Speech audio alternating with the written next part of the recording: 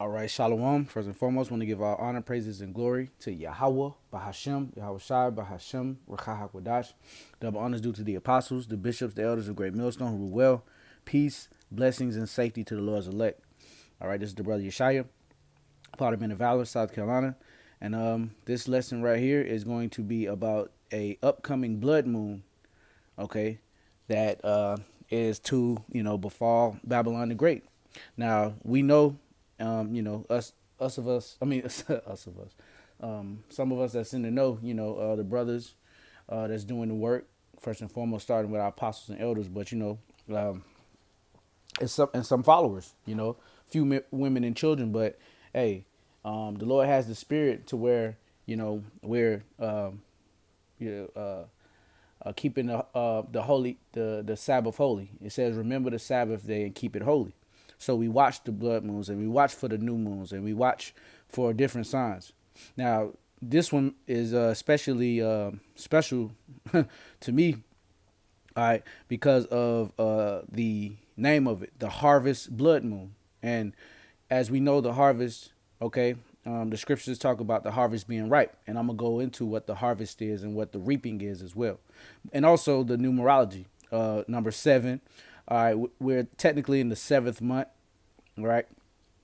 It started on the new moon on August the 22nd. So this is, the 7th month.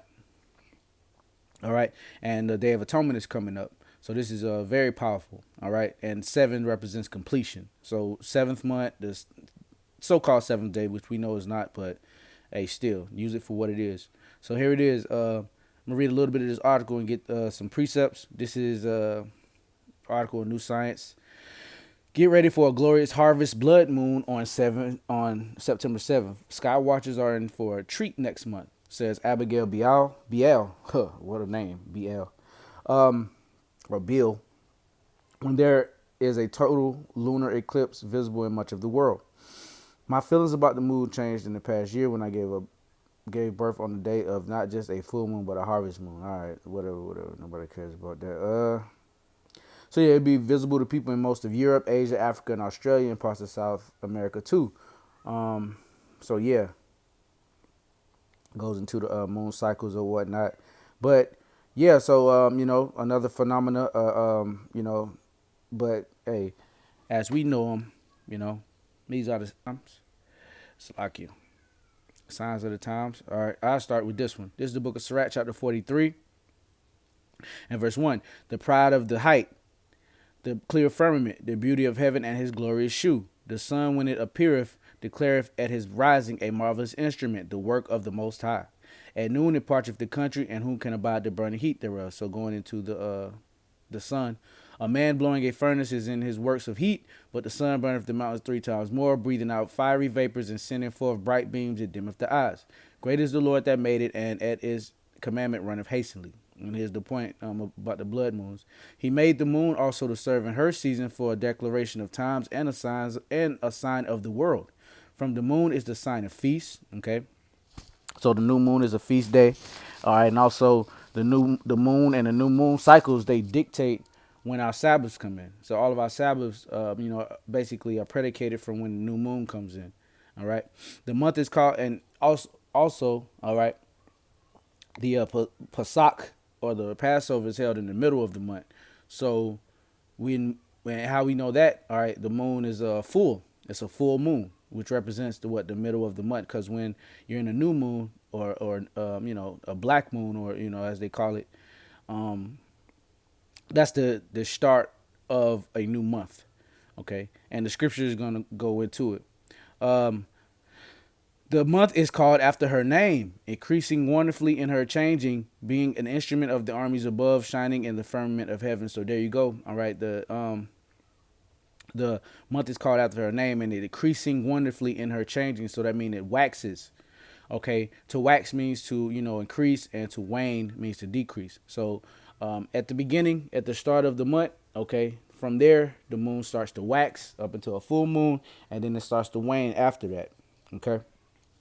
But the perfection of the moon is basically like the full moon. So it increases to its perfection, all right, and then decreases back to a new moon or whatnot. The beauty of heaven, the glory of the stars, and ornament giving light in the highest places of the Lord. So there you go. All right, it goes into the rainbow and everything like that. Um, let's get Jeremiah 10, of course.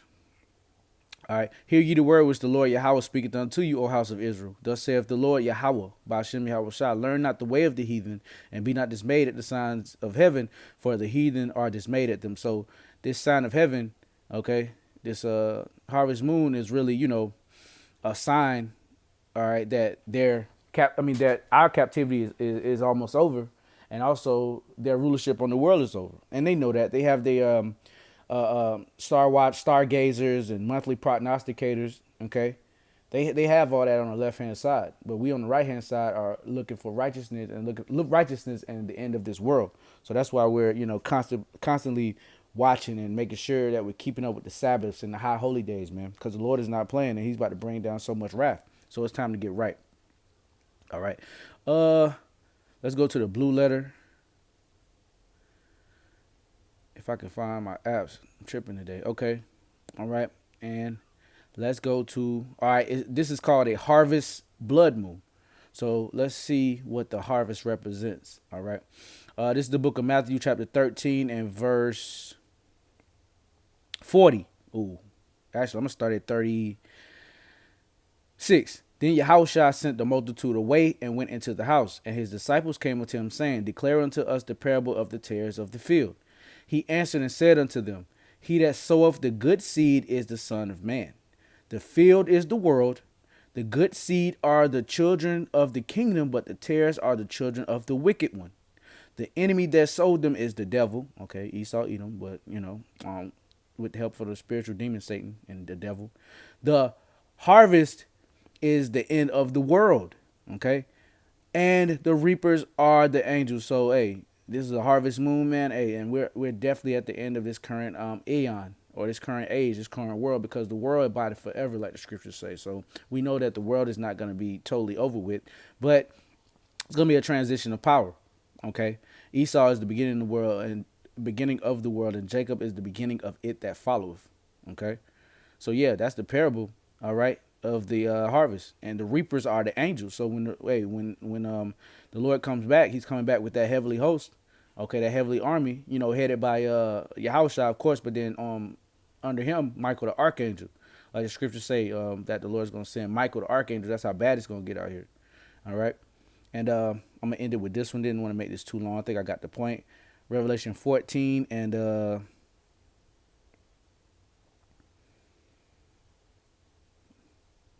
14 and 14. All right, hey, call Lord Yahweh Bashem Yahushua.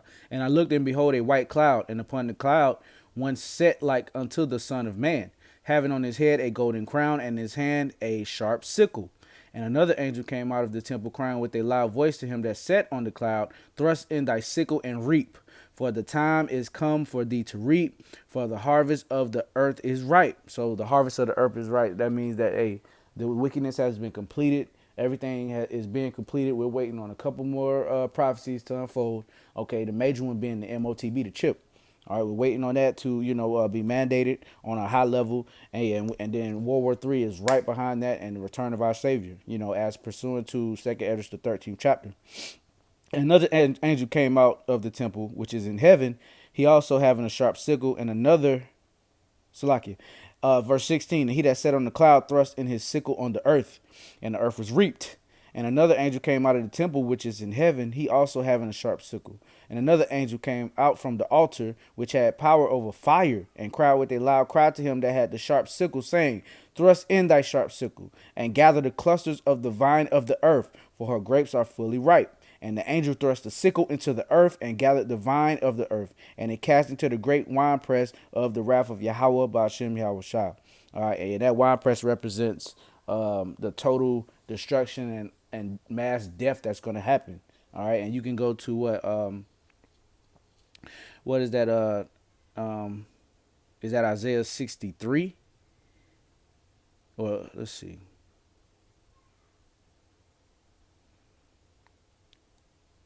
Yeah.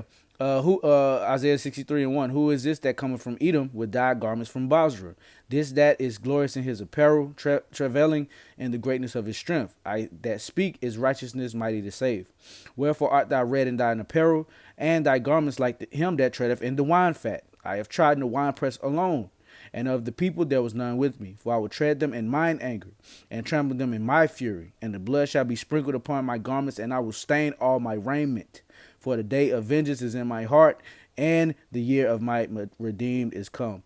So this is, alluding back to the harvest, okay, the end of the world. All right, and then we're very much there, man. So, hey, it's time to get right with Yahweh by Shem Yahweh Shai. Hey, and Thawadi Yahweh by Shem Yahweh Shai for this wisdom, knowledge, and understanding. Giving our praises to Yahweh by Shem Yahweh Shai. Double honor to the apostles, the bishops, the elders of Great Millstone. Peace, blessings, and safety to the Lord's elect out there. And until next time, I say shalom.